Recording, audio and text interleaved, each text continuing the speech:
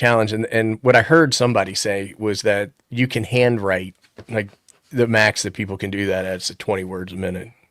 Yeah, I've heard 17 or 18. Yeah, good people. And now my CW Academy instructor, Hans, YL3JD, said, you know, read it in your head. And he says, but there are still parts of the conversation, the QSO conversation, that I will write down. So I want you all to think about the last time you're in a business meeting and you're in a strange room with three other guys. So I don't know about you guys, but when I go into a client meeting, I would write down Smoke and Ape, Jeem, TO on a sheet of paper with where you were sitting at the table. So I can reference that to who's where.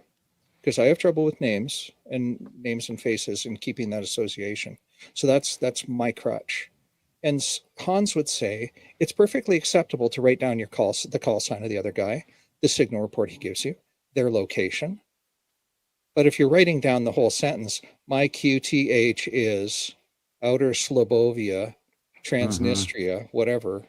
Don't write down my QTHs because you're going to hear that at every conversation. Eventually, you'll not have to write it down.